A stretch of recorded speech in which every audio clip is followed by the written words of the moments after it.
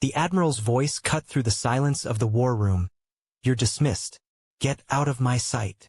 Her boots echoed as she turned to leave, shame burning in her chest, until a glint of silver fell from her jacket. The room froze.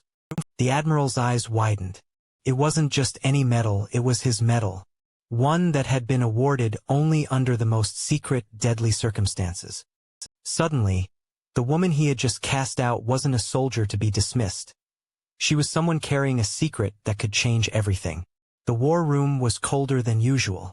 Maps stretched across the walls, glowing with shifting red lines that marked enemy movements. A dozen officers stood in silence, their eyes darting between the blinking lights and the towering figure at the head of the table, Admiral Kane. His jaw was set like iron, his voice a blade. "You've overstepped your place," he said, not raising his tone, yet every syllable cut through the silence. "You are relieved. Get out." The words were directed at her, Commander Elise Marin. She didn't flinch, but the stillness in her eyes betrayed something deeper. Around the table, the others shifted uncomfortably, none daring to defend her. She had challenged the Admiral in front of his officers, and in the rigid world of military order, that was almost a death sentence for a career. Elise drew in a slow breath. Her boots clicked against the steel floor as she turned toward the door. She moved with discipline, but inside, her chest burned with humiliation. She had given everything, every scar, every sleepless night, every mission where she had crawled back half dead, for this fleet. And now, dismissed like an insolent cadet. But fate has a cruel way of revealing truths when silence can't. As she reached for the handle, something slipped from the inside of her jacket. A small, battered case clattered against the floor. The sound, sharp and hollow, drew every eye in the room. Elise froze. The Admiral frowned. "What is that?"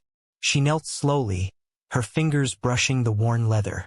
For a moment, she considered hiding it, but the case had already snapped open from the fall. A gleam of silver reflected under the room's cold lights. The Admiral's gaze locked on it, and his eyes widened. He knew that medal. It wasn't just a decoration. It was the Iron Veil, a secret commendation whispered about but rarely seen. Awarded only in the aftermath of missions so classified that even admirals weren't briefed. It was given to those who had crossed into enemy territory, faced death where rescue was impossible, and returned with intelligence, or with nothing but the blood of their comrades. No one in that room should have had it. No one alive, at least. The Admiral's voice, usually a controlled thunder, faltered. Where did you get that?" Elise stood, the medal resting in her palm.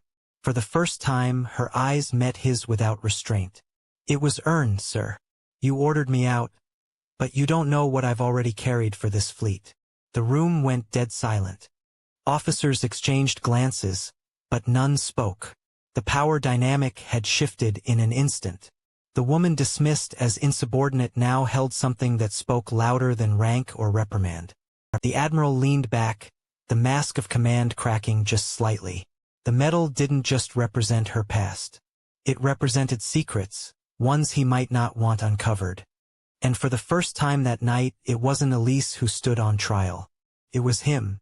The Iron Veil medal was not supposed to exist in plain sight.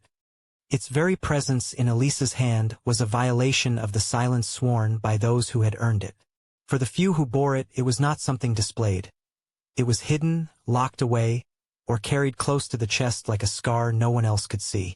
The Admiral's eyes lingered on the medal, and the room seemed to shrink around him. He had only heard rumors of it, never seen one up close. And now, one of his own officers held it casually, as if daring him to deny what it meant. Elise closed the case gently, her fingers lingering on the worn leather. Her voice was calm, but each word carried the weight of memory. 5 years ago, before this fleet even knew the extent of the enemy's network, I was sent across their borders. No insignia, no backup, no promise of return. The officers shifted, uneasy. Missions across enemy lines were suicide. Elise continued, her tone flat. Not boasting, not dramatic, simply recounting what she could no longer hide. I lived as one of them. ate their food, slept in their camps, learned their codes. Every day, I was one mistake away from execution. She paused, letting the weight of her words hang. When the time came, I lit a beacon that guided our bombers straight into their weapons depot. It bought us 3 years of breathing room. Her gaze moved slowly around the room, stopping on the Admiral last. That medal was pinned on me in a bunker by hands I can't name, because the mission itself doesn't exist in any report you've read. And when it was done, I was told to return, but never to speak of it. The silence grew thicker.